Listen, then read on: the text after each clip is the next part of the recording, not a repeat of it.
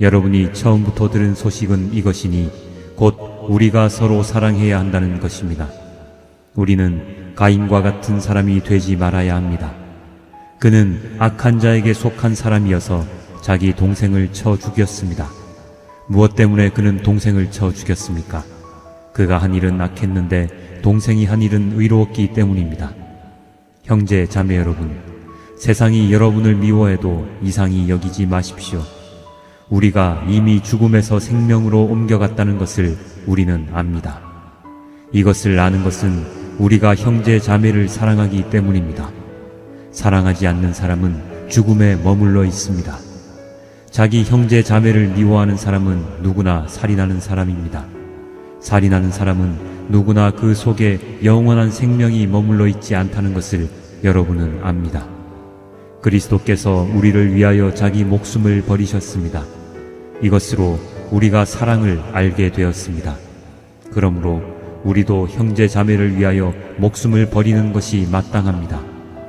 누구든지 세상 재물을 가지고 있으면서 자기 형제 자매의 궁핍함을 보고도 마음 문을 닫고 도와주지 않으면 어떻게 하나님의 사랑이 그 사람 속에 머물겠습니까? 자녀된 이 여러분, 우리는 말이나 혀로 사랑하지 말고 행동과 진실함으로 사랑합시다. 여러분 안녕하세요. 오늘은 속회공과 37가의 말씀 우리 함께 나누도록 하겠습니다. 자, 오늘 본문 13절에 보니까요, 이런 말씀이 있습니다. 13절, 형제자매 여러분, 세상이 여러분을 미워해도 이상히 여기지 마십시오. 자, 예수님 믿는 사람들에게 세상이 당신들을 미워하고 핍박할 것이다. 그것이 당연한 것이다. 이상히 여기지 말아라. 이런 말씀을 하고 있는 거예요. 자, 우리가 성경을 볼 때 한 구절만 떼어서 보면 안 되고요. 자, 문맥을 봐야 됩니다.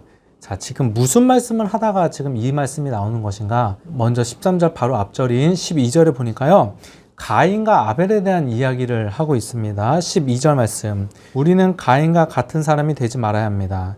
그는 악한 자에게 속한 사람이어서. 가인은 악한 자에게 속한 사람이라는 거예요. 자, 먼저 가인과 아벨을 어떤 구도로 보고 있냐면요, 가인은 세상을 상징하고 아벨은 하나님 믿는 사람들을 상징한다고 이렇게 보고 있는 거예요.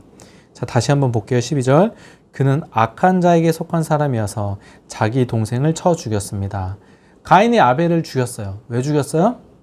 세상이기 때문에 그렇다는 거예요. 세상이 믿는 자인 아벨을 핍박하는 거예요. 지금 이 말씀을 하는 거예요. 이렇게 가인과 아벨 이야기 다음에 13절에 무슨 말씀을 하고 있는 거예요? 13절에 다시 한번 보니까요, 형제자매 여러분, 세상이 여러분을 미워해도 이상히 여기지 마십시오. 가인이 아벨을 핍박했듯이 우리 믿는 자가 세상으로부터 핍박받는 것이 당연하다는 것을 말씀하고 있는 것입니다. 자, 여러분, 우리가 세상에서 칭찬받기 위해서 노력해야 됩니다. 우리가 세상 사람들에게 빛과 소금의 역할을 또 감당해야 됩니다.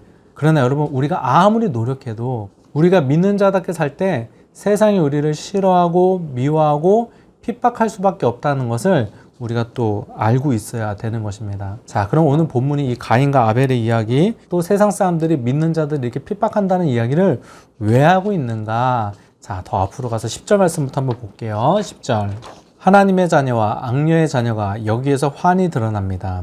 하나님 믿는 자와 하나님 믿지 않는 자가 구별되는 것이 있다는 거예요. 그것이 무엇이냐?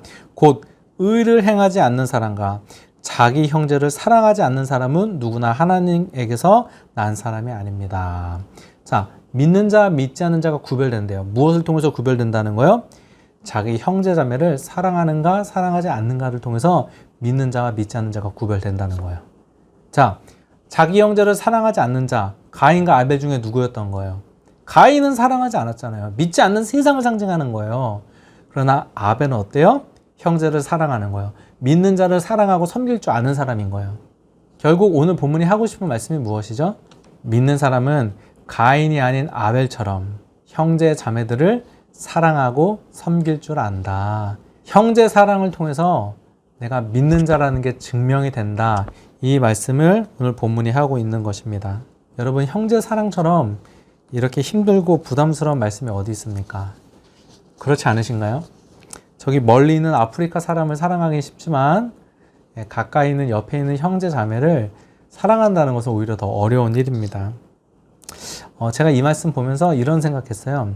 여러분, 우리가 형제를 사랑하자 이런 말씀 들을 때 뭐 내가 정말 용서할 수 없는 어떤 원수 뭐 그런 사람들 사랑하고 품자 이렇게 생각하지 마시고 여러분 우리가 할 수 있는 것부터 한 가지씩 결단하며 말씀대로 살 수 있었으면 좋겠습니다.